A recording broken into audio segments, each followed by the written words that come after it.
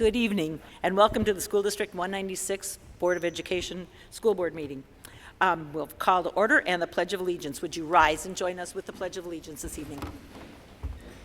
I pledge allegiance to the flag of the United States of America and to the republic for which it stands, one nation, under God, indivisible, with liberty and justice for all.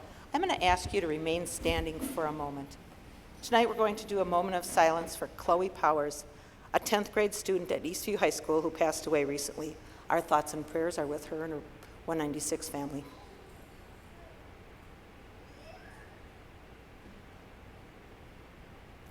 Thank you. Next up on the agenda, we'll approve the agenda. There's no additions or changes or deletions on the agenda, so the agenda is as outlined. With that, I'll ask for a motion and a second. Second. We have a motion by Art and a second by Joel. All in favor of the agenda indicate by saying aye. Aye. Opposed? That passes on a 4-0 vote. We have 3 board members that are unavailable this evening, so we'll move on with just the 4 of us. But that's all right, the 4 of us love to do recognitions, and that's the next item on the agenda this evening. And we have many great recognitions. We can't be more proud to have you come and celebrate with us this evening. First of all, we have Destination Imagination State Tournament winners. So we'll call up, first of all, David Bransman is going to introduce the Imagination State champion from Woodland Elementary School.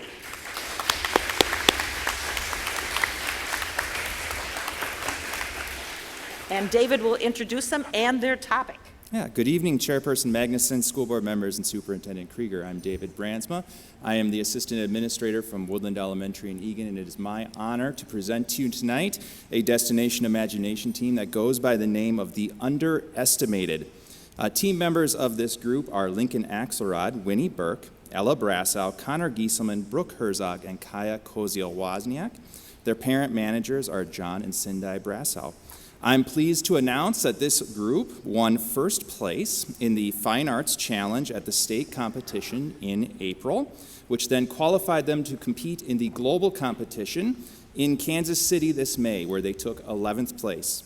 They also won the prestigious Renaissance Award, which was presented to them for outstanding design, engineering, and performance for a 36-foot-long remote-controlled moving backdrop, which they created.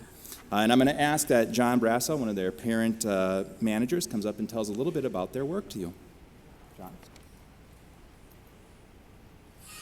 Thank you so much, Madam Chairperson and school board members. Thank you for giving me a little bit of time here. I was reading the Eagan Patch today, which, according to the website, is our top source of local news. And they had an article about District 196 Destination Imagination Global Finals teams, which, now that I think about it, it does make them the top local news source. They describe Destination Imagination as a worldwide performance-based competition that develops students' creative skills through problem solving, improvisation, teamwork, and independent thinking. It's a nice summary, albeit a bit laconic. DI is an interdisciplinary brocade. Students must write, direct, and perform a skit of their own creation.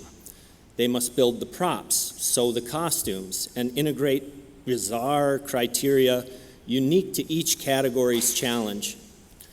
These children have used their iPads to collaborate on the skit, design costumes.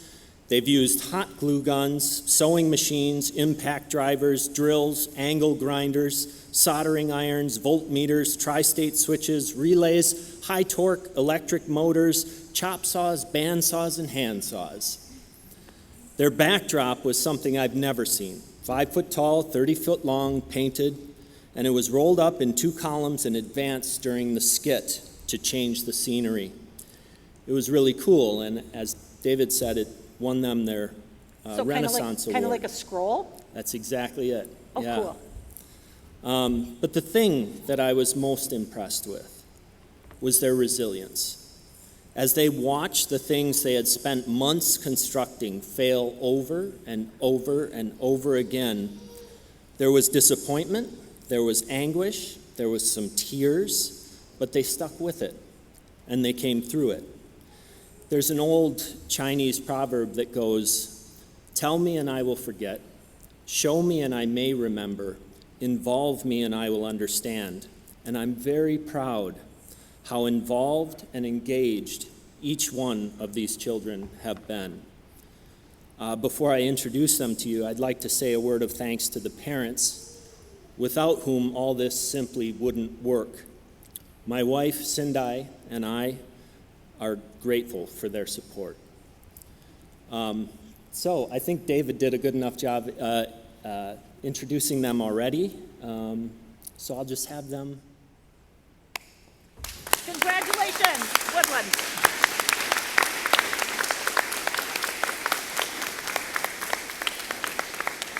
Thank you for coming tonight. Thank you so much for coming tonight. So are you going to be back next year, or are you going to middle school? So you'll be in middle school next year, and you'll do it then. So we'll see you here next year for this. Congratulations. Thank you so much for coming.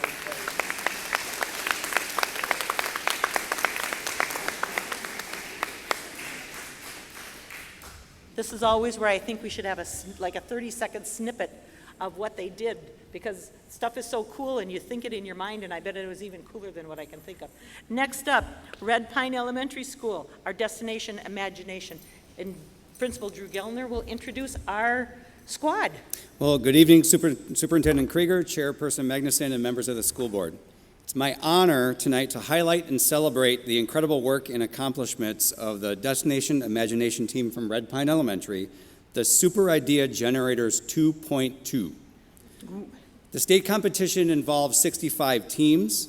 During this competition, this group of talented students took first place in the Instant Challenge competition. They also took second place in the Technical Challenge. And in addition, this team also received the Renaissance Award. The Renaissance Award, as already explained, is offered for exceptional skill in the areas of engineering, design, or performance. Red Pine has never before had a team receive this prestigious award. Only 2 teams earned this rare award during the entire challenge. I'd like to introduce the team members now. So give a little wave when you hear your name. Maddie Garnsworthy, Miles Madiman, Campbell Monson, Delaney Monson, Logan Monson, Olivia Nelson, and Kennedy Will could not be here with us tonight. In addition, I'd like to say thank you to our 2 parent managers. If you want to give a wave, Jen Garnsworthy and Nicole Monson, as well as our staff support, Linda Denmark, 5th grade teacher from Red Pine. Please join me in congratulating the Super Idea Generators 2.2.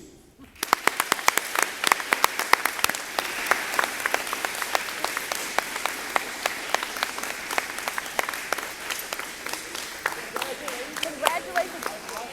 Thank you so much. I didn't even get to ask them. Congratulations, and when they say they're going to global, I never think of Kansas City as being global, but I guess that's just where you start from. It always am like, oh, you got to go global. Where's that? Kansas City. Okay. So congratulations. Next up on our recognitions this evening is our Business Professionals of America from the National Conference. We got Rosemont High School, Egan High School, and Eastview High School.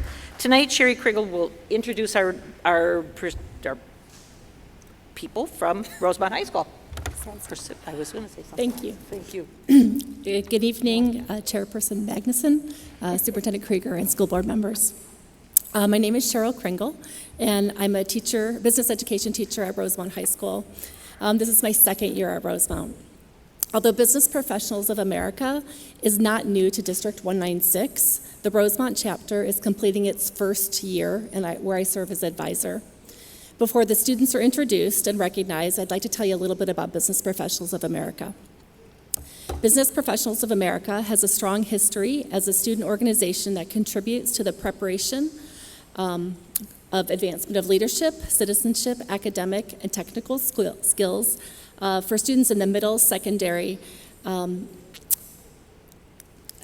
post-secondary levels. The vision for Business Professionals of America is to be an innovator in career and technical education, providing our members with opportunities for growth through education, competition, community service, and personal development.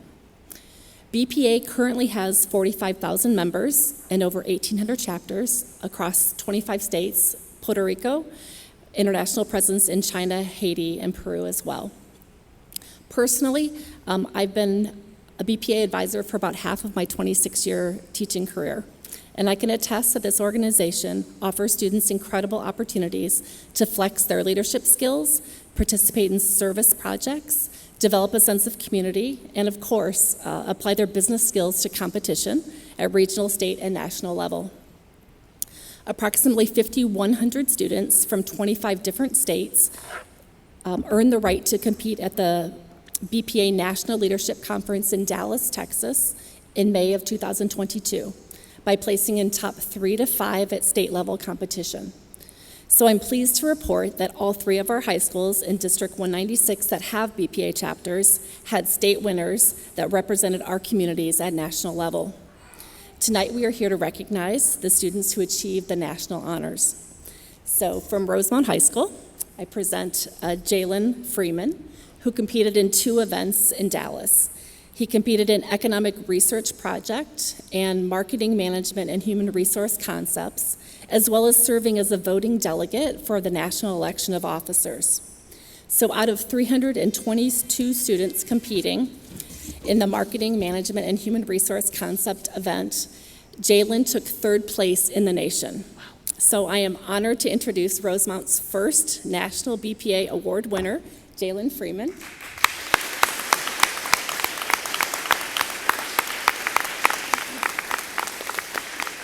And a shout out to his parents, Edward and Pamela Freeman, if you can just stand up. So thank you. Yeah, stand up. Thank you.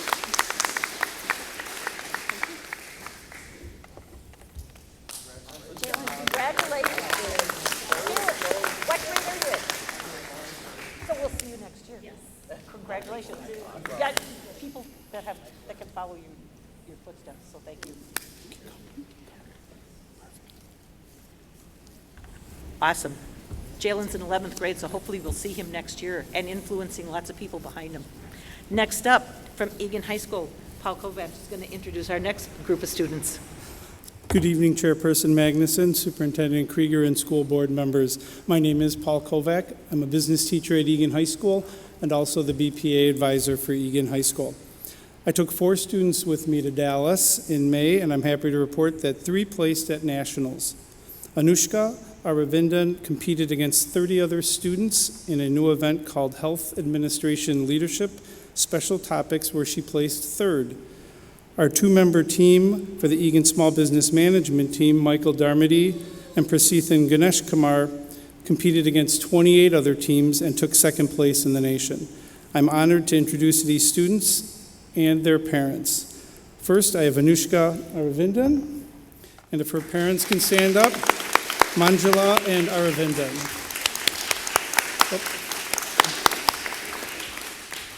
And Michael Darmody and his parents Sarah and Sean Darmody. And last but not least, Prasithan Ganesh Kumar and his parents Priya and Ganesh.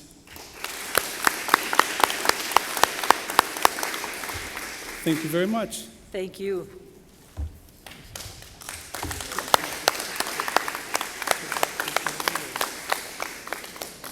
Congratulations. Thank you so much. That was awesome. Awesome.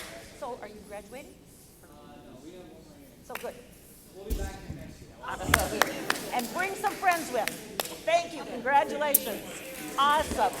Awesome. Those Egan High School students were all 11th graders, and they're going to bring more friends next year, so we congratulate them. Next up is Eastview High School, and Bruce Miller will be introducing our students. Good evening, Chairperson Magnuson and members of the board and Superintendent Krieger. I'm very happy to be here tonight, and thank you once again to celebrate all of the students who are here, our Destination Imagination, the rest of our BPA winners and national champion recognize. It's a big deal for us to be here and be able to celebrate together the excellence of our district, and I appreciate that. Eastview's BPA program, for which I am not the advisor, I'm the principal at Eastview High School. I'm pinch hitting tonight for our advisor, Leah Lenkowski. She took our students to Dallas to the national championship down there. Our financial analyst team are comprised of all sophomores, so I think it's important to note that we've got them coming back for next year, which is awesome. These 4 young men who are new members to BPA, so they're also brand new to our program this year, through hard work and dedication, became state champions in March, which qualified them to go to Dallas, and then competed against 23 other teams and won the national championship there to take first place. So we're very excited for them and are honored to present them to you tonight. Nikhil Othmaran and his parents are here tonight, Veena Nagaraj and Ram Shankarana Rana.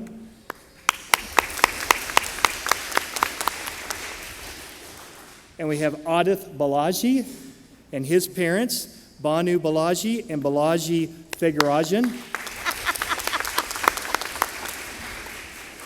And Anirvan Iyer and his parents, Anita and Krish Iyer.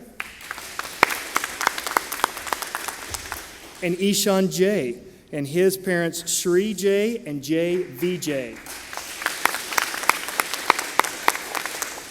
Congratulations and thank you again.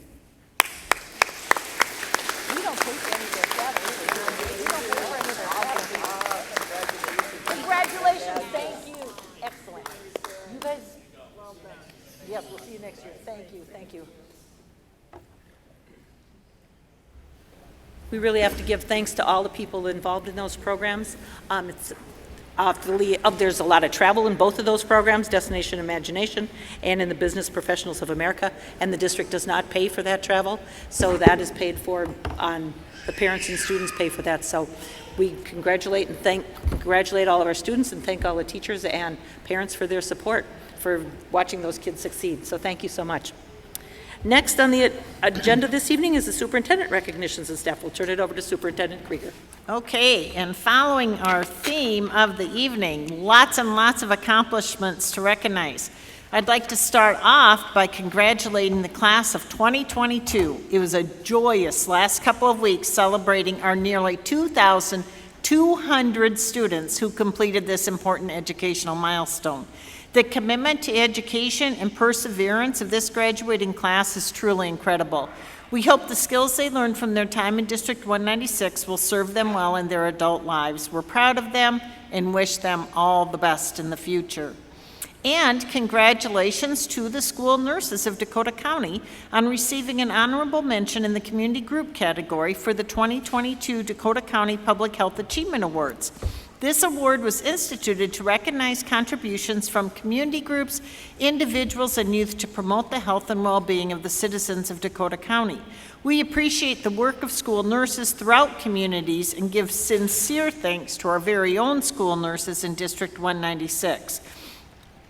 And congratulations to the Dakota United Hawks adapted softball teams on their top finishes at the Minnesota State High School League State Adapted Softball Tournament, which took place June 4th and 5th. Our PI division finished their undefeated season as repeat state champions following a decisive victory over Anoka Hennepin. And our CI division finished in third place following a tight match against Chaska, Chanhassen, Prior Lake, Shakopee.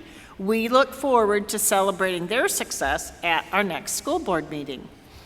And congratulations to the Rosemont High School girls and boys track and field teams who both had top showings this weekend at the Minnesota State High School League Championships. The girls earned first place as a team and the boys earned second place as a team. There were also many individual top finishers. We also look forward to celebrating their success at our next school board meeting. And finally, congratulations to Alan Gong of Egan High School on his third place individual finish at the Minnesota State High School League Tennis State Championship on June 10th. Thank you. Congratulations. Always fun when we can celebrate arts, athletics, and academic all in one time. Thank you. The next agenda item is our special communication request. People who would like to speak during the special communication request must submit a form at least 5 days in advance of our meeting. We ask 10 speakers, we will have 10 speakers, and give them up to 4 minutes to share their comments. If there are more than 10, we do a lottery, and the lottery is conducted to determine the 10 speakers. Speakers may not allow their time to others, and we use a timer for public comments and will remind speakers when they have 30 minutes remaining. We expect, 30 seconds. 30 minutes would be quite long.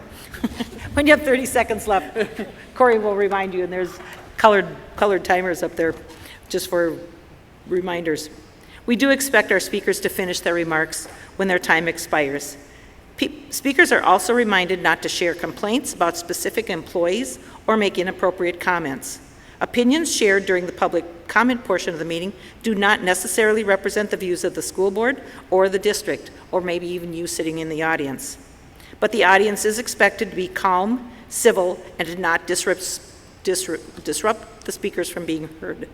Speakers, you are asked to come to the podium and please state your name and your connection to the school district. Tonight we have 3 speakers. The first one is Brenda Nelson.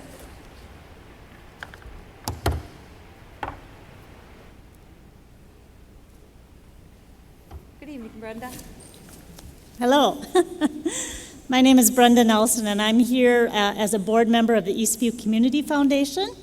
And I'm just here tonight to inform the board and the superintendent of the recent classroom grants that we awarded through our process.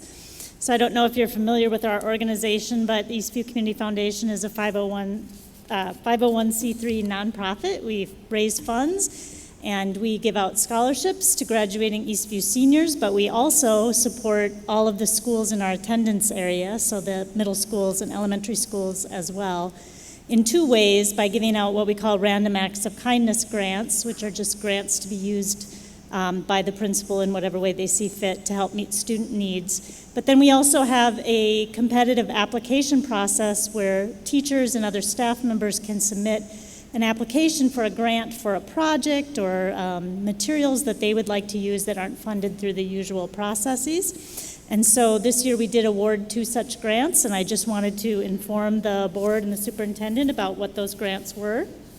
The first one was for Highland Elementary School. The grant lead was Mary Jo Kozvinsky, and the grant title was Conscious Discipline Classroom Safe Place Self-Regulation Kits and Materials. So Highland is in the 5th year of implementing something called Conscious Discipline. And one of the goals they're working toward is the establishment of safe place self-regulation centers in the primary grades. So the Self-Regulation Center from Conscious Discipline is a structure that children use in the classroom to recognize their brain state, their upset or dysregulated mood, and through regular, consistent classroom teachings, learn to calm and regulate their brains and their bodies. So this grant was to support the purchase of some kits and materials that are used in that process. And we awarded $1,700 for that grant. The second grant that we awarded this year went to Scott Highlands Middle School, and the grant lead was Jill Jensen. The grant title was Prairie Restoration. And so after learning about the concept of sustainability, including especially the loss of pollinators, the students at Scott Highlands proposed adding additional plants to the school landscape as a way to work towards solving that issue. So by taking away the monoculture of lawn grass that requires regular mowing and replacing it with this diverse array of grasses and flowers, they would see added food and shelter to populations of pollinators that are in decline. So that change in habitat would also provide an opportunity for students to collect real-time data that could be used to document the impact of such a change in the landscape. So we did award $3,000 to support that grant as well. So I appreciate the time and the opportunity to share these grants with you and let you know about some of the good ideas and good things that are going on. Thank you. Thank you very much. Our next speaker tonight is David Bester.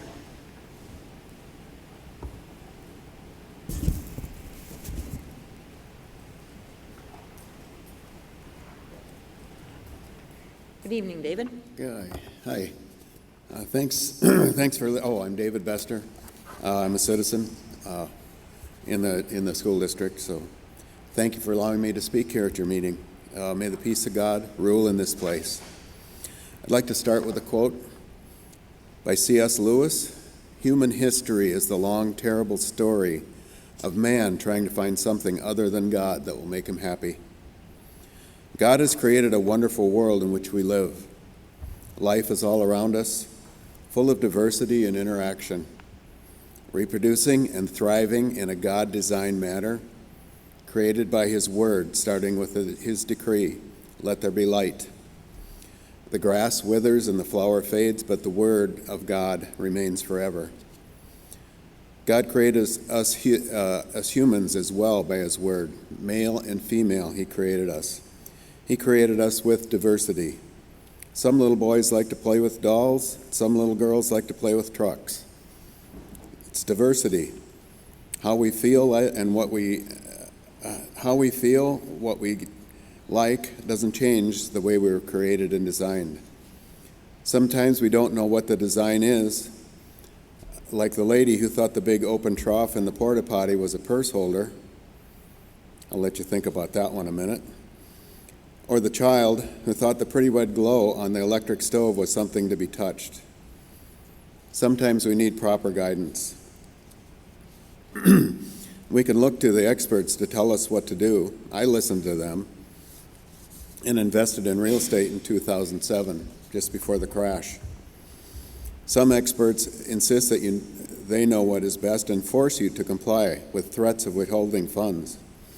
You can resist, just like the Lakeville School District 194 did, when the state of Minnesota, through the leadership of Governor Walz, insisted on a survey of kids as young as 7th grade about their sexual activity, among other things. That resistance was through the leadership of a school board member who had the courage and wisdom and understood the authority that the school board has to stand up to the government, which has set itself as supreme ruler with a progressive agenda. And you can do the same. We can't follow the guidance of experts, in quote, who really don't understand the full picture, or rulers who have an agenda. What we really need to understand is that we have a God who created us and loves us and has our best interests in mind, and listen to His still small voice. He will never force you to do His will in this life, but will allow you to use your free will to follow His design or not. I would ask you to allow our teachers to seek the Lord and to guide the kids in their God-given design as little boys and little girls, so they can grow up to be happy and productive young men and young ladies. Thank you. Thank you. Our next speaker tonight under open or special communication request is Paul Epstein. Good evening, Paul.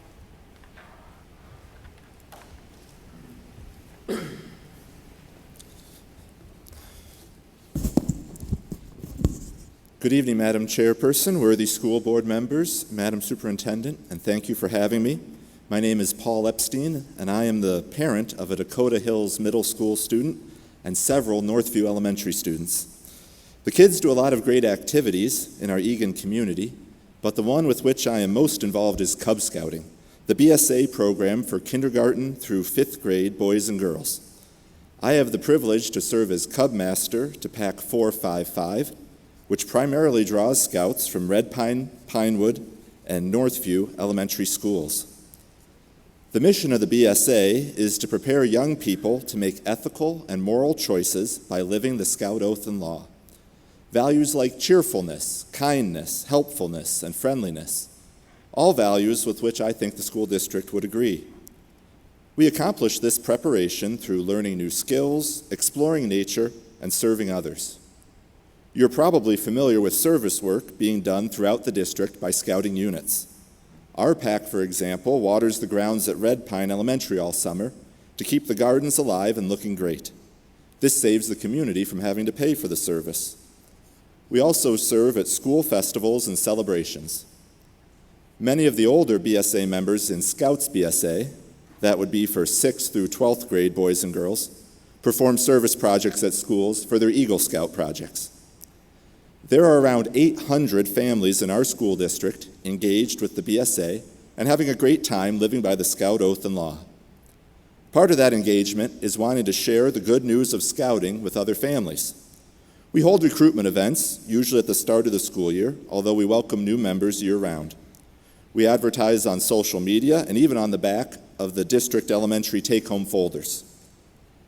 I think the best way that we could reach potential families, though, would be to send home one flyer at the start of the school year. When I inquired about this at the elementary school, they politely referred me to the district. And when I inquired about this at the district, they politely referred me to you. As you probably know, the sending home of flyers by non-school, non-district organizations is governed by Policy Series 801.6AR. Section 3.1 gives a list of community organizations that have earned this privilege, quote, due to the broad use of such programs by students and the interest of parents in receiving timely information about the programming offered by these organizations. I think that a broad range of students are interested in scouting, in things like Gaga Ball, Pinewood Derby, model rocket launches, and fun in nature.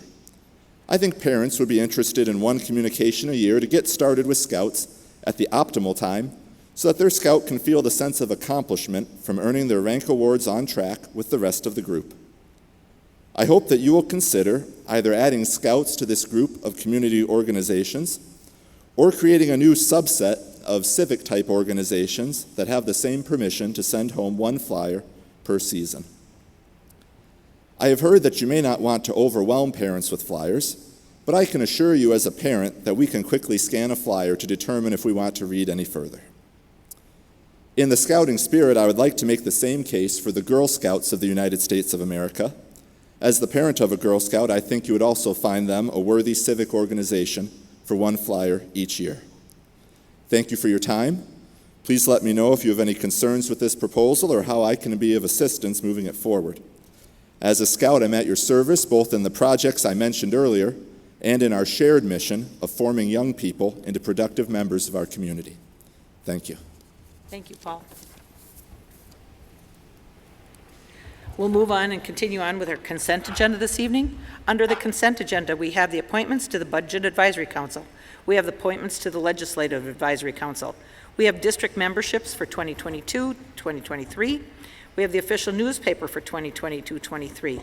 We have the minutes of the May 9th, 2022 regular school board meeting, the minutes of the May 12th, 2022 school board meeting, the minutes of the May 23rd, 2022 special school board meeting, and the minutes of the June 6th, 2022 special school board meeting. We did have a lot of meetings. We have gifts, we have grants, we have advertising revenue, we have the treasurer's report for April 2022, we have summary of claims for April 2022, we have schedule of investments for April 2022. We have revenues and expenditure report for April 2022. We have the stipend for the coordinator of finance. We have a personnel item, termination and non-review of probationary teachers. We have a student and teacher agreement. We have summer school pay rates for private duty and program nurses. We have an employment agreement. We have employment agreements probationary. We have property and casual insurance renewal. We have application for cooperative sports boys hockey. And we have the Eastview High School theater seat replacement. At this time, I'd ask if there's any items board members would like to pull or have questions on this evening. Yes, can we pull item number 24, property and casualty insurance report? I need to abstain from that vote due to a potential conflict with my private employer. Okay. But as I'm talking it over, I'm realizing if I abstain from the vote, it won't pass due to our board members we have, so maybe I'll move to table that one to our next meeting. I guess I'll ask, No, we can. Can we vote, can it pass with 3? if we vote with a majority of the quorum, we'd be okay. Is that okay? Yeah. Okay. So- Then I'll just move to tape it up. Okay. Cancel I that. will ask, Wanted to make sure. I will ask that we have a motion to approve the agenda, deleting at this moment 24, the property and casualty insurance review. So moved. Second. We have a motion by Joel, a second by Art. All in favor of the consent agenda, deleting the property and casual insurance review, indicate by saying aye. Aye. Opposed? Thank you. That passes on a 3-0 vote. 4-0. 4-0 for the consent. Oh, yes, sorry. Thank you. Even confused myself. We'll go back to the property and casualty insurance. With that, I will ask for a motion and a second. So moved. To approve that. Thank you, Art. And a motion by Joel. With that, we have the property and casualty insurance and the consent agenda standing on its own. All in favor of approving the property and casualty insurance renewal indicate by saying aye. Aye. Aye. Opposed? Abstain? Aye. Thank you. That passes on a 3-0 to 1 vote, with 3 voting in the affirmative and 1 abstaining. So we made it through the consent agenda. Thank you very much. Sorry for making it complicated. No problem. Sorry. No problem. I was just having trouble with my math there for a second. Like, what? We move on to our reports for this evening. We'll move on to the legislative session review with Tony Tashner. Welcome this evening, Tony. And it'll be a short review. They're not done. Oh, I took all your thunder. Good evening, Chairperson Magnuson, members of the board, Superintendent Krieger. They are done, actually, because the session does end by Constitution. I think that it ends sine die, they say. The question is whether they'll have a special session to consider other action. But yes, I am here tonight to, on behalf of the Legislative Advisory Council, to provide a brief update on the 2022 session of the legislature. Maybe, Tony, can you pull the microphone a little bit closer? Sure. We're having just a little bit of hard time hearing. Sure. Sorry. Good, I thought it was just me. The 2022 session of the legislature began on January 31st. It was a non-budgeting session since a state budget had been approved the previous session, but there was a $9 billion surplus that drew most of the attention in terms of how that should be used.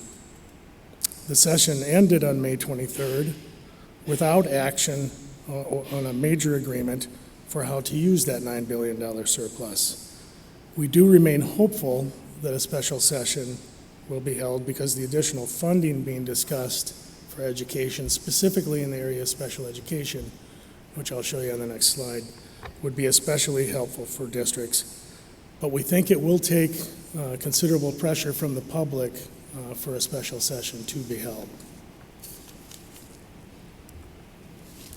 About 1 week before the session ended, the governor and leaders of the House and Senate reached an agreement on how to allocate the surplus of the $9 billion. $4 billion was to be used for tax cuts, $4 billion for new spending, and $1 billion for reserves. And $1 billion, or $4 billion for new, of the $4 billion for new spending, $1 billion would be for pre-K-12 education. And based on the final offers that were shown to us in a Minnesota Department of Education presentation, the final offers that were on the table when the session ended included $320 million that would be spent on education in this coming fiscal year. Mostly the bulk of that, they hadn't worked out final numbers between the House and the Senate, but about $200 million of that would have been for special education cross-subsidy reduction.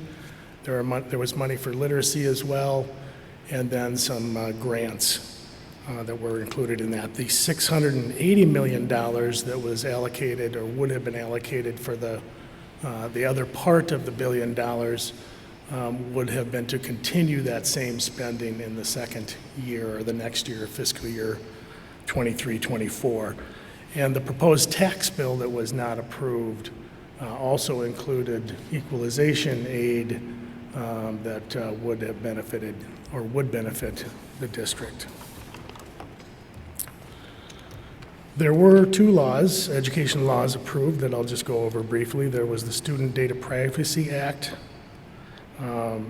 That limits the ability of private companies to track use on student devices. There was a lot of discussion on this, and I know there was a lot of concern about it when it was first presented, and through changes I think that came about through the involvement of school district staff members, technology coordinators, information technology folks. It was scaled back so that we were able to live, I guess, with the outcomes. The things that were being considered would have been very onerous in terms of school districts' requirements in terms of keeping track of data. That also prohibits vendors and school districts from selling or using student data for marketing or advertising purposes, and it classifies educational support data as private data. The other educational law that was approved increases the amount of yearly earnings that a school board member may earn from district employment from $8,000 to $20,000 per year. The rationale for the change is that board members could help fill some of those positions that districts were having difficulty filling throughout this past school year in terms of substitute teachers, bus drivers, paraprofessionals, and the sort. So the big question remains, will there be a special session? First, there does not have to be a special session because I'd mentioned earlier there's already a budget in place, so there does not need to be one. A special session can only be called by the governor. Governor Walz has indicated that he would call a special session only if there is agreement between the House and Senate limiting the scope of a special session. And based on media reports and discussions and meetings that we've had, discussions with legislators, DFLers generally are supportive of moving forward with a special session. Republicans not as supportive of moving forward. And as more time passes since the end of the session, focus is shifting to the state's new legislative districts and elections in November for all House and Senate seats. Just a quick review of some of the advocacy efforts conducted by the Legislative Advisory Council this session, by district staff members, school board, and our students as well. We did have in December, the LAC hosted a pre-session event, a legislative forum for our 14 local legislators. That was at Rosemount Middle School, and Principal Eric Hansen gave some data on a student survey. It was very interesting, and legislators were very engaged. In March, we held our annual District 196 Day at the Capitol via Zoom meetings with individual legislators over the course of 2 or 3 days, I think it was. I think those were productive in that it was easier for people to participate on Zoom. I think it's better in person, and we developed stronger relationships when we're in person, but we just couldn't do that this year because of COVID restrictions at the Capitol. District staff members and students testified on a number of bills that were presented to the House Education Committees this year. Finance Director Mark Stotts, I know, testified several times on a bill related to equalization aid, and I think there were others as well. And in April, the school board, you approved a resolution supporting the Congressional IDEA Full Funding Act, which, if approved, would eventually eliminate the special education cross-subsidy. Again, hopeful, but not necessarily optimistic that that would happen that's going to happen at the federal level, but there is a lot of emphasis on the special education cross-subsidy now and how that would benefit school districts if we could bring that down.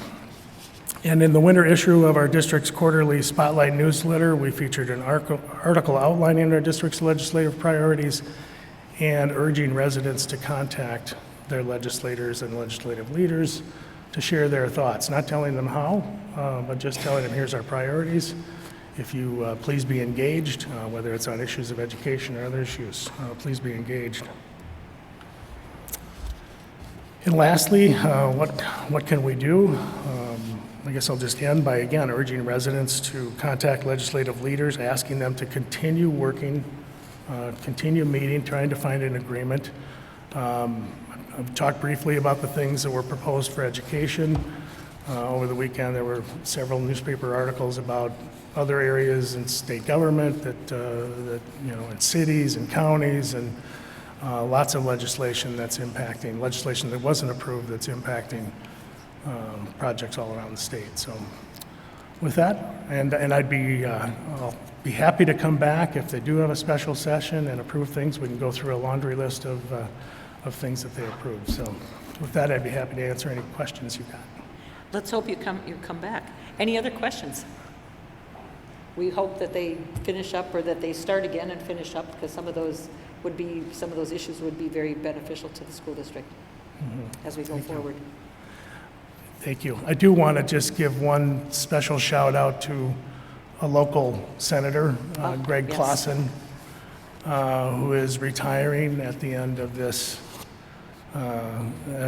term. And Senator Clausen attended our last Legislative Advisory Council meeting, and his colleagues gave him great honors for the work he's done, and just somebody who's one of us. And as soon as he got down to the legislature, they tapped him right away because of his knowledge of education issues and the many years of work as a principal at Rosemount High School, a teacher in the district. And so kudos to Senator Clausen, and thanks for all the support over the years. Exactly. Exactly. Thank you, Tony.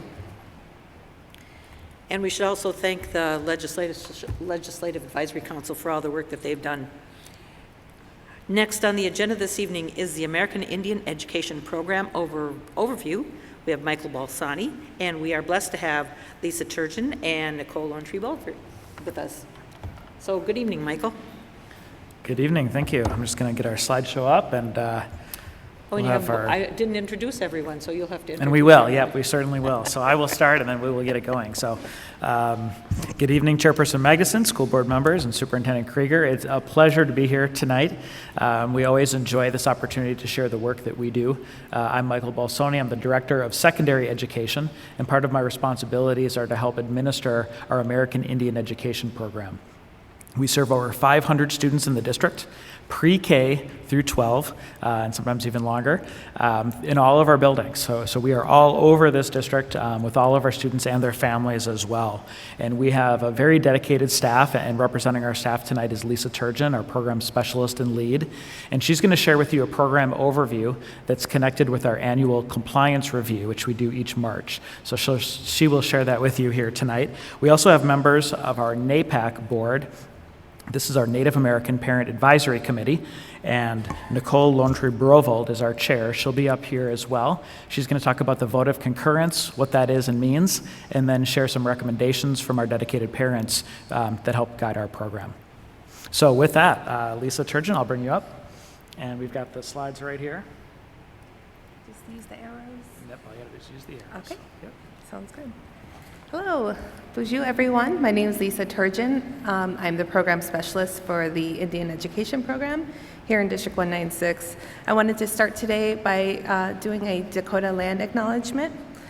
This has been something that we've been working on for a little over 2 years, and we have been working with NAPAC, members of the school board, and leaders from our district to develop Dakota land acknowledgement for our district.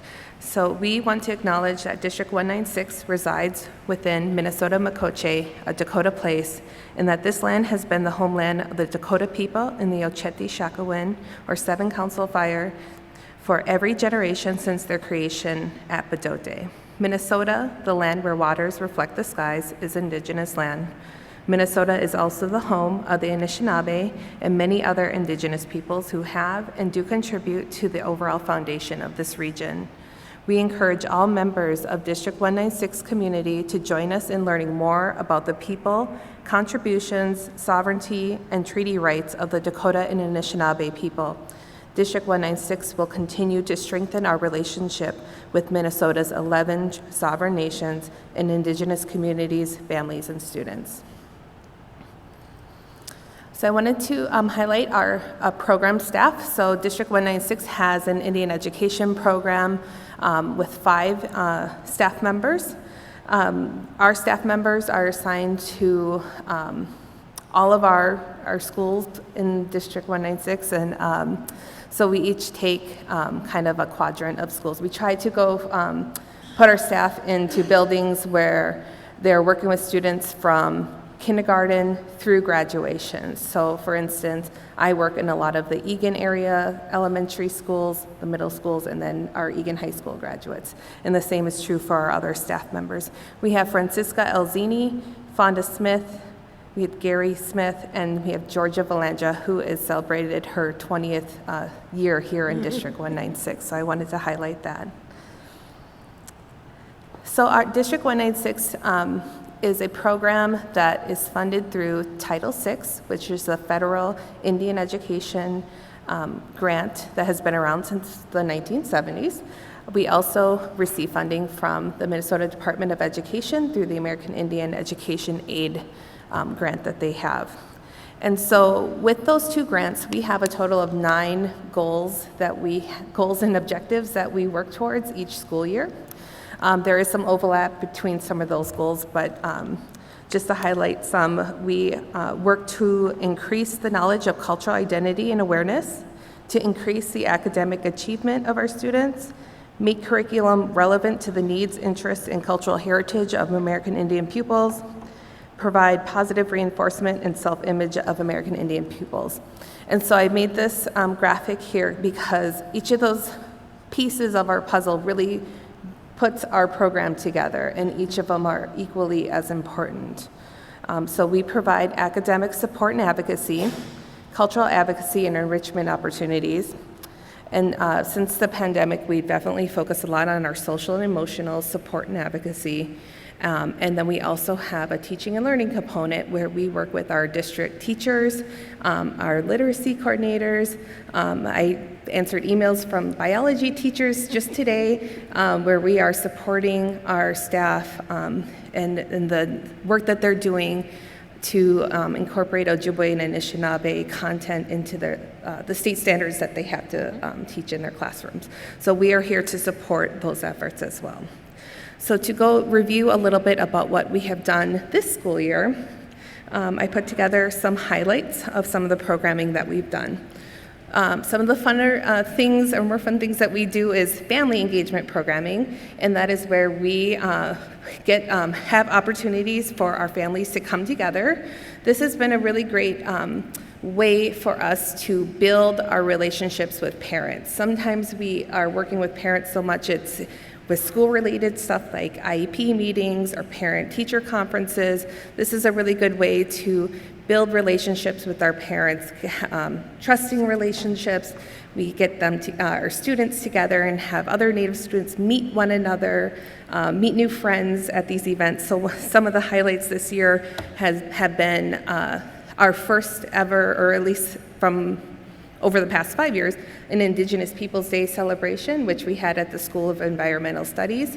Indigenous Peoples Day is the second Monday of October, and this is really a day where we can celebrate Indigenous voices, Indigenous history, Indigenous contributions, and just our families in general. And so we got together and invited the Zoomobile to come to SES to do a presentation. Oh no, I'm sorry, it was the Raptor Center that came in, and they brought in a bunch of raptors for us, and then we had a young man come in and teach us a little bit about the drum and had an honor song for our families that day.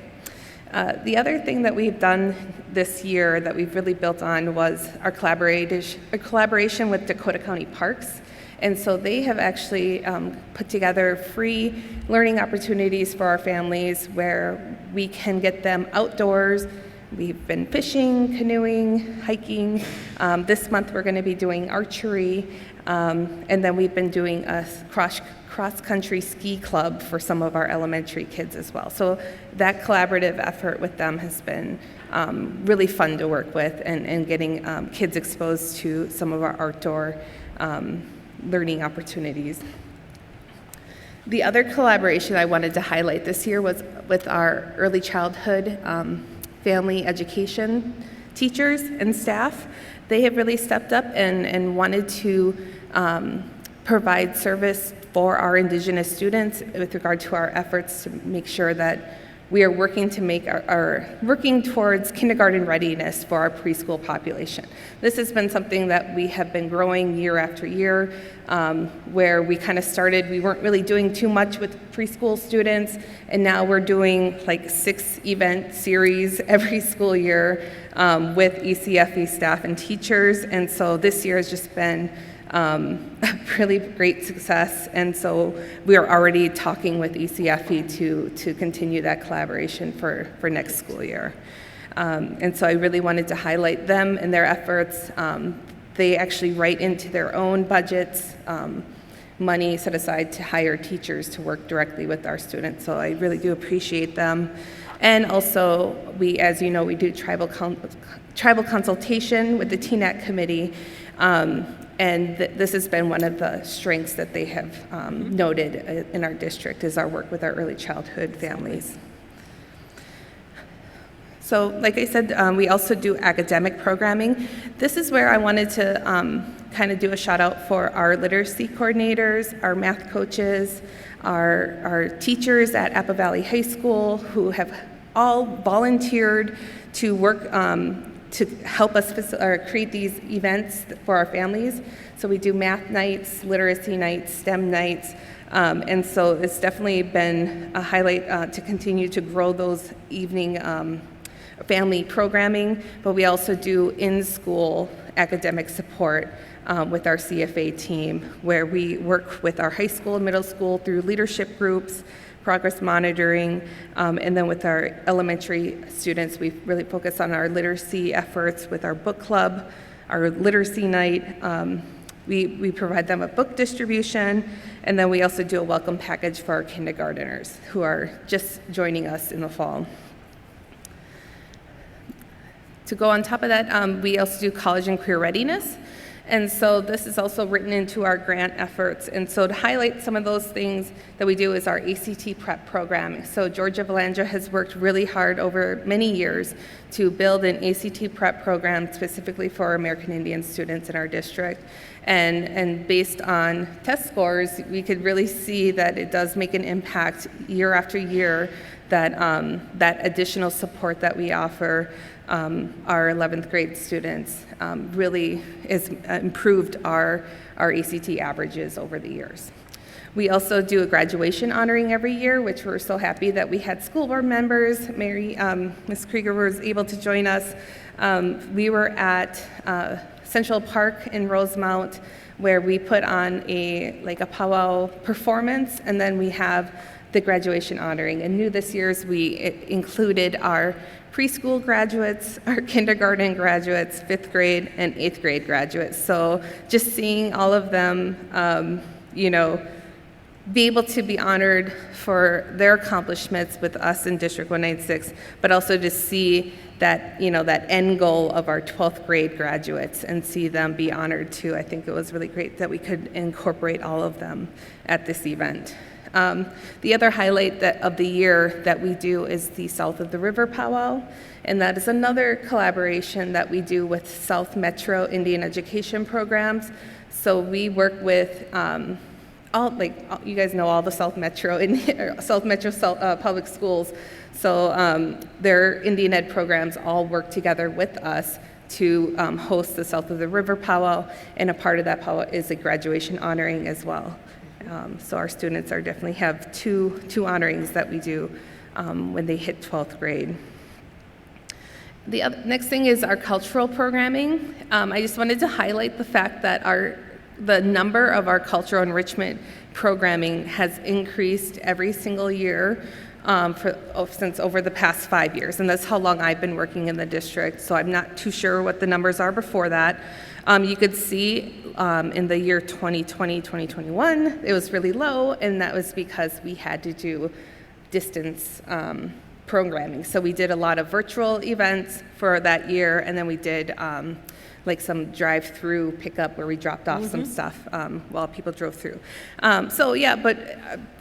Before then, our trajectory was still increasing year after year, and these are programs that were done outside of the school day on nights and weekends. And so this year we have really done quite a bit in terms of our cultural programming. And so I'll highlight some of those too. I won't go through everything because it will take a long time. So I did want to highlight one of the photos here on that lower left side. That is a picture of each Indian education coordinator from the South Metro. So we have Burnsville, Lakeville, Richfield, Hastings, Shakopee, Mdewakanton, Sioux Communities Education Department, Farmington, and then us here in District 196. So we all have been working together for the past 4 years to put on the South of the River powwow. And then we also do drum and dance classes, which we host twice a month from October through the beginning of May. We kind of stop at the beginning of May. So that I just wanted to highlight that group of people because it's been really great to work with them and put on programming for our families. The other highlight here was we did a hand drum making class in early fall or late fall, November. I guess it's fall, winter time. So that's always been a really a highly attended event that we have. And so this is part of our Saturday programming that we do. So we usually do 1 to 2 Saturday programs. If we can't do it each month, then it's every other month. And the other highlight I wanted to say, one of the new things that we did this year is we invited Dan Nineham, who is an Oneida gym, or he's a retired gym teacher from the Red Lake Nation schools. And he brought in Indigenous games, and we hosted an Indigenous games event at the new Silver Bell Learning Center. So the kids got to go play a lot of our traditional games outside and indoors in the new gym there, which was perfect. I love that building. And so I just wanted to highlight that, that new event. So part of the teaching and learning, the programming that we do working with teachers included our newsletter. We do one topic each month newsletter that gets sent out to district-wide to all staff, and this was a request that our parent committee put together and thought that would be a good helpful tool for our teachers to learn more about Indigenous topics. And so this has been a really big, it's been a really popular email, I guess, that gets sent out, and so a lot of teachers provide really good feedback on it. So that will continue. And the other two things that we do is we provide a Dakota and Ojibwe learning trunk that can be checked out by teachers, and we also have an Indigenous authored lending library for teachers to look at books. And so that's been really helpful for our ELA teachers to come and check out books and see what they can be using in their classrooms. So I feel like I've been talking for a long time, so I'm going to say thank you and I appreciate the opportunity to come up here and update you guys on our yearly progress. And I wanted to invite Nicole Lone Tree up from our Parent Advisory Committee.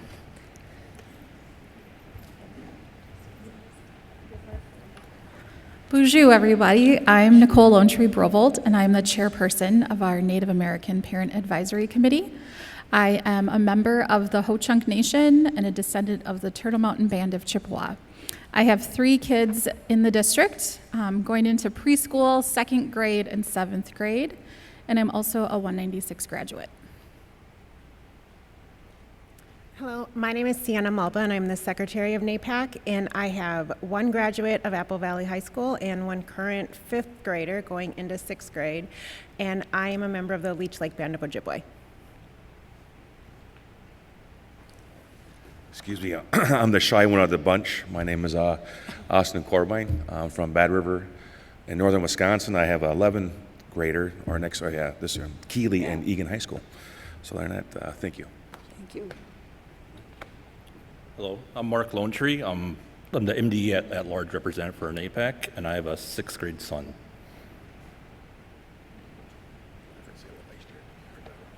That's right. Okay, so Lisa obviously shared lots of highlights of our program, and so I'm just going to go through. Do I hit this one? I already introduced everybody. We also have student reps on our NAPAC board who come and voice their opinions and share what's working and what's not in their schools, and it's really helpful to have those student reps. This year we're actually adding a few more because we wanted kids from all different schools in the district, so it's going to be exciting to add them. And then we also have teacher representation. Katie Colson, who was a part of our program and is a teacher and advocate for our program and will probably never leave her teacher position on the board because we won't let her. She's our teacher rep. And then we also have another mom and teacher who's going to be on our board this year as well. So a little background on our vote that we have to do for our NAPAC board is each year we have to vote concurrent or non-concurrent. And that's meaning that we're reviewing our roles of our parent advisory committee. Any district that has 10 or more American Indian students is required to have a NAPAC board.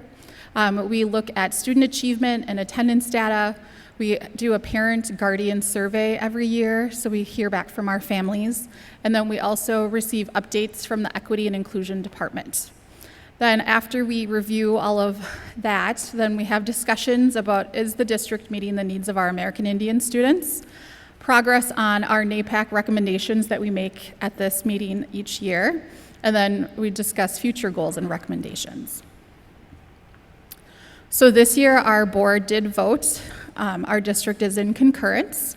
And so with that being said, that means that we are meeting the needs of our American Indian students, but we do have some recommendations for this following school year.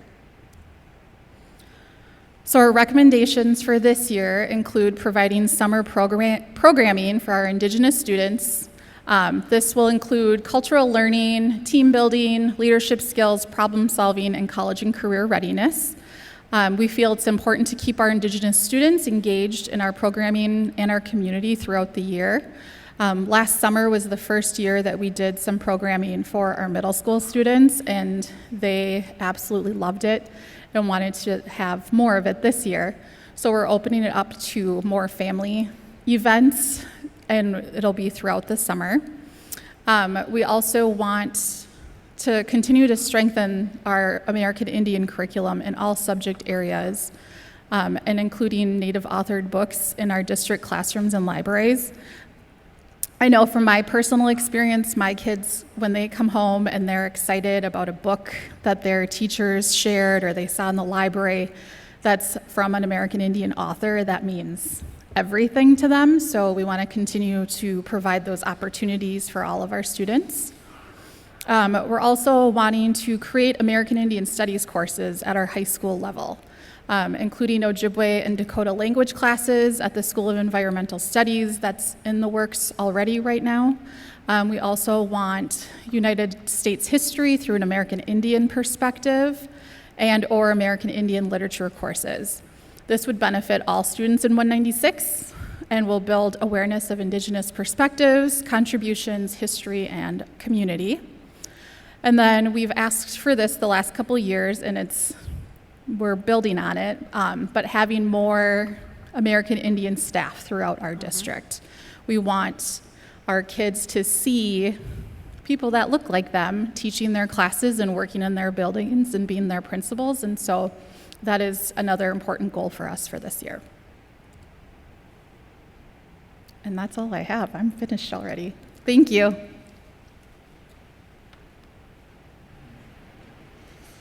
Again, we really appreciate this opportunity to share the accomplishments of this year, the programming, the recommendations, and we can take any comments or questions you might have at this time. Good. Board members with comments. Art.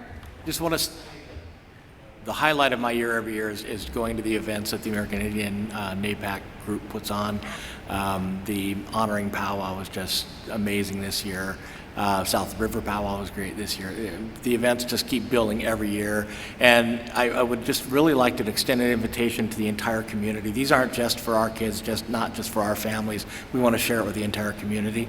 So I would just encourage folks to keep an eye out in their Friday folders when they're seeing events coming up in our community. They're open to everybody, and we really enjoy having folks come visit with us and learn about our community.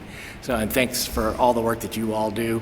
The staff as well as the parents and the other members of the NAPAC committee, because they do just so much work. As Lisa mentioned, a lot of this goes on at night on the weekends. This is not during your normal work day. These are all 41 events over the course of the cultural events during this year. That's almost one a week that are being put on in our community, for our community, the entire community. And so I just would like to extend that invitation to everybody in our community to enjoy some of these events with us. Thanks.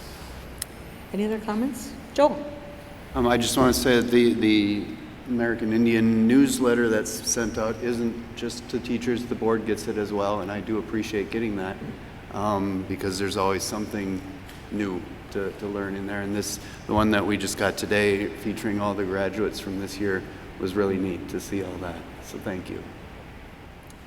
Great. I can't be the only one that doesn't have something to say, but we got a small group here today, so I just really wanted to thank you. I second the newsletter. I look forward to reading it every time it comes out. And the one other thing that stood out to me is you said there was a blip in 2020, 2021 with the events, but I still saw 16 events, and I want to know how you did 16 events that year. That was amazing. So I don't consider that a blip at all, but I know there's so much volunteer effort that goes into this, and I just really appreciate all your efforts. It is amazing when you look at the growth of this program over the last 10 years, the last you indicated the last 5 years, but when you look at what you're doing from preschool to ACT prep, I mean, you're covering from kids just starting to kids just getting ready to leave. It's just incredible. And I've been on the phone calls with the tribal council and listen to them ask you questions and listen to your explanations of what you're doing, and they are always, this is a council we're from all over the state, and they are always just blown away by what we're doing in 196. I mean, and I'm just, kudos to all of you. You're reaching out to your parents, building a community with what your parents want and what your students want, and as Art said, it's not just for your students, it helps all students in the district see a culture in a different way. So thank you so much. Congratulations to all of you. And thank you for the concurrence.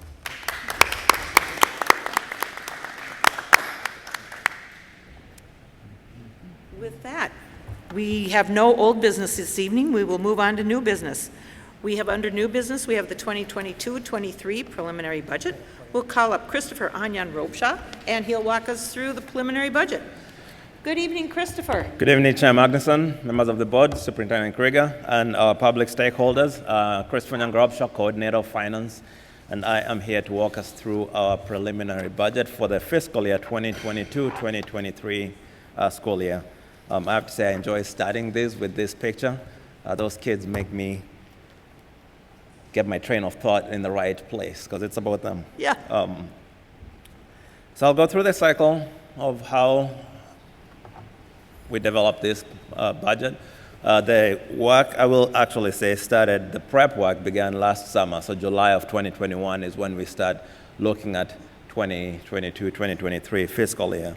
The school board took action in December when you approved the levy, and that started the initial cycle as far as getting the property tax, which is the revenue component for the budget that's coming up. The next stage in the cycle is the preliminary budget, which is what we're looking at today. There is no additional state funding, as Tony Tashner alluded to earlier. So the budget that we are presenting is using the 2021 legislative session approved funding for school districts.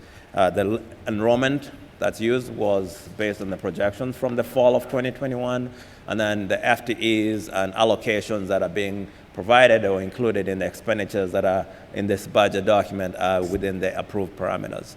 One of the other items in the next stage of this budget cycle will be in the fall when we come and true up the enrollment based on actual student numbers we know on October 10th, and then actual FTEs, students or staff that have been placed in various buildings. So we'll be bringing that to you in the fall. Following all that, we have a final budget adjustment that we typically do in the spring. Should there be any grants or substantial adjustments that need to be made either on the revenue or the expenditure side, we typically will bring that up in the spring. And then finally, to conclude everything, we have the annual budget review, which is in the form of the audit. I have to say this is our test-taking time because we get to report to the public how we utilize the dollars that are provided to us and through the financial audit that's presented. I mentioned that there are two main components to our budget, students, and then we have staff. So on the student side, they drive most of the revenue. This is everything from the state aid and the federal dollars that we receive. The number of students, makeup of that student population is the main driver here. So we're projecting 29,000 students in the coming fiscal year. The pie chart to the left of this slide indicates the makeup of that population of students that we are serving. The right side, we are people-heavy district because we are serving students and we want to make sure we are touching them and meeting their needs appropriately. So the right side of the slide highlights the staff that are out there providing either counseling, providing instruction, providing the resources, making sure that the facilities are taken care of and they are ferrying students to and from, so the learning experience, the daily experience in our buildings is at the appropriate level. The next two slides will be components of our revenue and expenditures, and this is just looking overall at the budgets that we have. So the first slide, we have the revenue, $550 million is what we're projecting, and of this you can see that 80% of the budget is coming into the general fund. The next high item would be special internal service funds, so that would be at 11%. Other funds are highlighted here as well. So as a school district, our general operating fund takes up the bulk of this. On the expenditure side, again, you see 81.9% of anticipated expenditures overall across all funds, $556 million. Again, a big chunk of that is in the general fund. I will, therefore, since the general fund is taking up the lion's share, take up a little bit more time and highlight the revenue sources and the expenditures. When you look at this chart, we receive most of our revenue from the state. This includes our general education aid, our categorical special education, 69% of aid that we are receiving, revenue we're receiving in the general fund comes from the state. Property taxes make up almost a quarter of the revenue that we use to instruct students and provide for their learning. And then federal sources coming up at 6%. This had been at 5% because of the ERA funds that we've been receiving, the ESSA monies, though we're seeing the federal funds have inched up a little bit. This will be the second to last fiscal year, full fiscal year, that we would be able to utilize the ESSA funds. We had ERP money at the beginning that went away. ESSA is what we are trying to utilize in the fiscal year that's coming up. Total general fund revenues, $445 million, is what's anticipated in the coming year. On the expenditure side, we have two slides. The first one looks at the programmatic way that we will be utilizing the funds that are coming to our school district. So the first one is looking at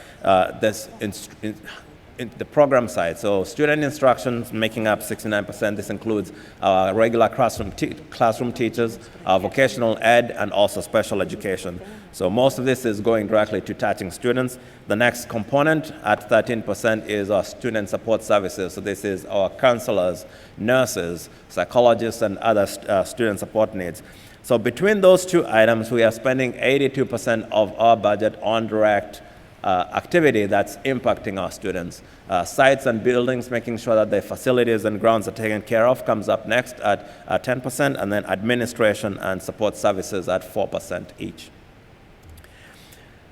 This slide gives a different view of that. I mentioned that we are trying to touch the needs of our students, and to do that, we use people. So between salaries and benefits, 84% of our general fund budget is going toward people. 61% in salaries and 23% on the benefit side.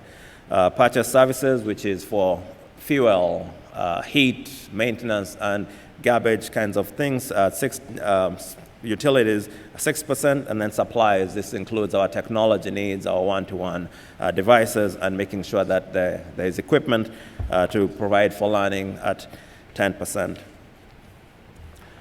The next slides, we've looked at pictures, so accountants will give you numbers. So the next, bear with me, the big numbers. We have our operating funds. So the first one, general fund, I've spent some time on that. I will just highlight on this chart that we are projecting 15.9% in fund balance carryover. So that's $72.4 million. Our food service fund, 13.3 million in revenues against expenditures of 12 million. This will be a decline from current fiscal year revenue we're projecting. This is because during the pandemic, the federal government provided for all students to have meals, and so there was more funds that were coming into the district as a result of federal dollars coming in.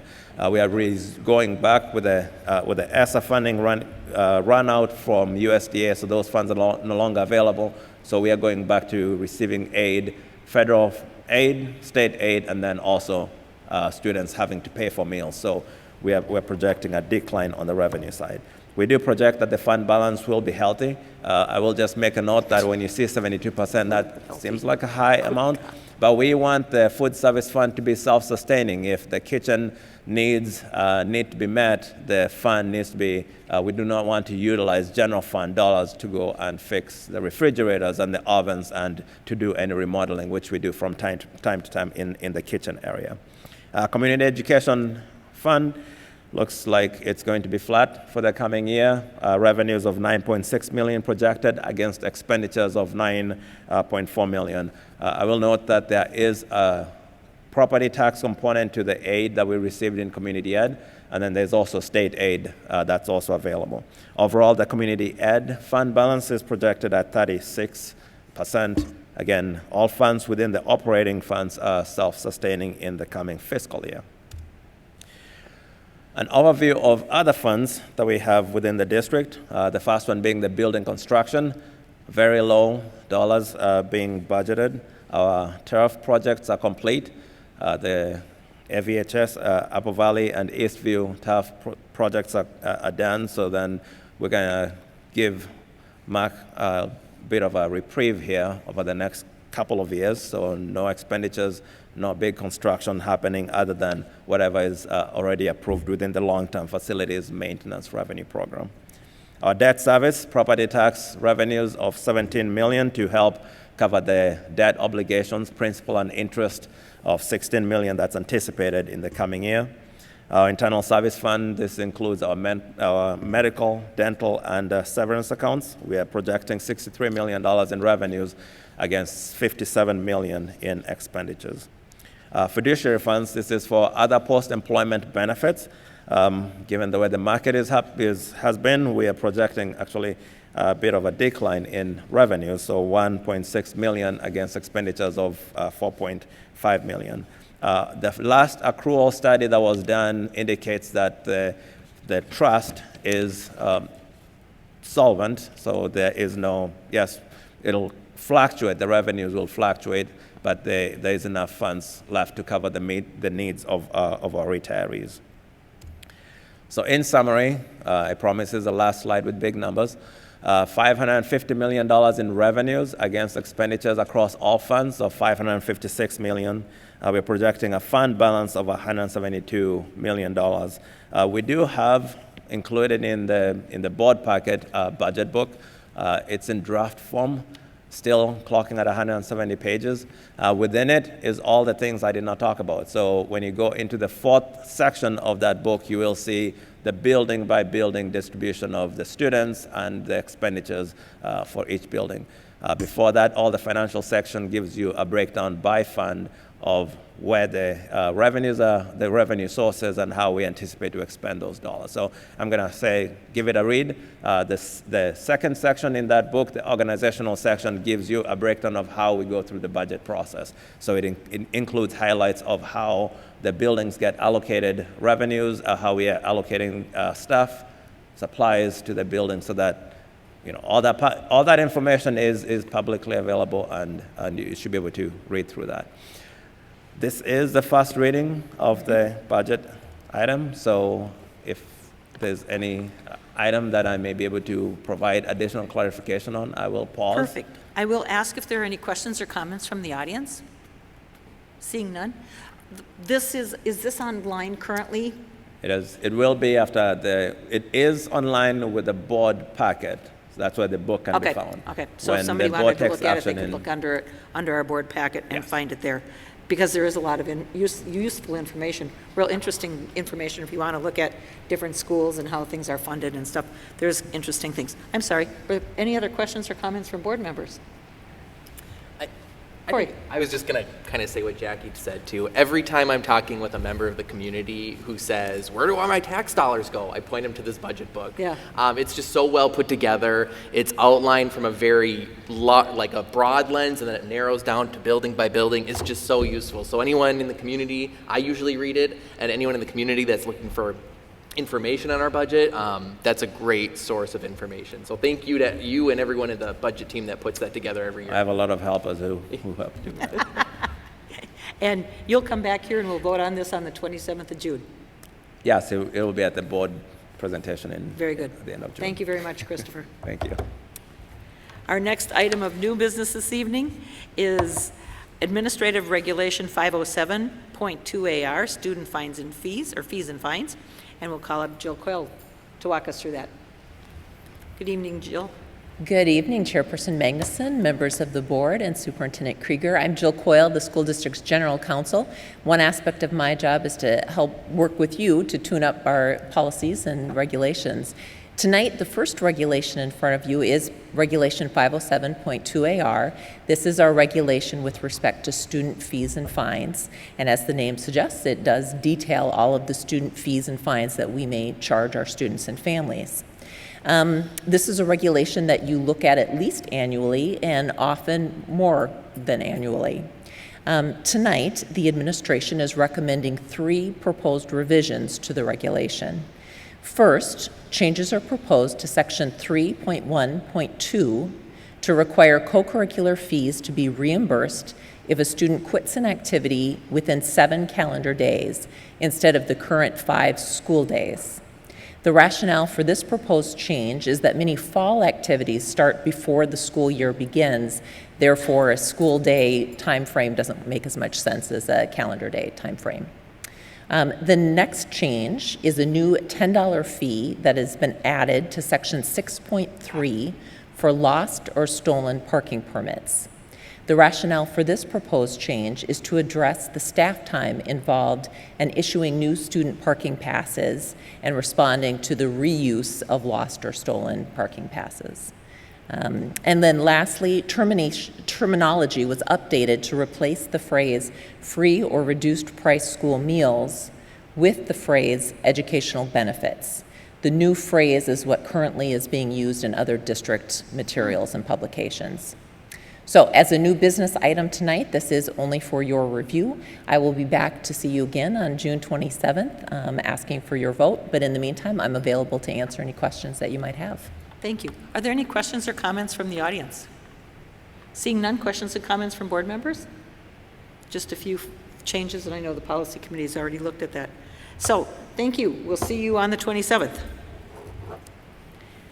But we'll see you again right now for Policy 201, General Organization. Thank you, Jill. Yes, once again, good evening. So next on tonight's agenda is a proposed change to Policy 201, General Organization. This is the district's policy in which the district lays out some basic information about the role and function of the school board. Tonight's proposed revision is to broaden Section 6 of the policy by adding language to reflect board appointments to various school district and community organizations. So as you all well know, you may act as a school board representative on all sorts of internal organizations, such as the Equity Advisory Council or the Budget Advisory Council, and you may also serve as a district representative on any number of external organizations that relate to schools. These various organizations are comprised of many stakeholders, such as staff members and community members, in addition to school board members. Like school board committees, board members are assigned to these organizations at the board's annual reorganizational meeting in January, or organizational meeting in January. However, the current version of Policy 201 doesn't encompass your roles on these various organizations, but it only refers to formal school board committees made up exclusively of school board members. In practice, it's become much more common for board members to serve on the broader organizations, while reliance on the formal school board committees has diminished over time. So the proposed changes tonight are intended to be reflective of current practices. If the revision to Policy 201 is approved at the second reading, the administration will make changes to Administrative Regulation 201.6AR, School Board Committee Descriptions, to eliminate those formal committees that no longer meet separately as formal school board committees, and to broaden the regulation to describe the role of board members on the other organizations that I described. The Board Policy Review Committee has met and is supportive of the proposed changes tonight. Again, this is a new business item, and I will be back on June 27th, but am available now if you have questions in the interim. Perfect. Questions or comments from the audience? Seeing none, questions or comments from board members? Looks good. Looks like we talked about, we have a lot of things that are sometimes in practice that aren't necessarily in policy. So it's a good idea to go through them. Thank you. We will see you back on and we'll vote on this one on the 27th. Thank you so much. Thank you. We have no other action items this evening. We've come to the end of our agenda where we have school board members and superintendent updates. Board members with items they'd like to report on this evening. The only thing I would like to do is congratulate all of our graduates. If you are a graduate in the class of 2034, that would be this year's kindergartners. Congratulations. If you are a graduate for the class of 2020, we congratulate you and wish you well. And we will be watching and celebrating with you along the way. So congratulations to you. The graduations this year were just phenomenal, just exceptional. So congratulations to everybody that made that go smoothly. We're to turn it over to Superintendent Krieger. Okay, just a couple quick reminders. I want to remind parents that our district is offering a wide variety of opportunities for students to continue learning over the summer months. There's still time to register. For more information and to register, go to our Summer 2022 webpage located under the About section on district196.org. And I also want to remind parents that there are various opportunities for students ages 18 and younger to access free meals this summer. Visit district196.org for complete details about locations and times. Thank you. Very good. We've come to the end of our agenda, so I will ask for a motion and a second to adjourn this meeting. So moved. Second? Motion by Corey, second by Joel. All in favor of adjourn indicate by saying aye. Aye. Opposed? Thank you. That passes on a 4-0 vote. Our next meeting will be right here on June 27th. Good evening.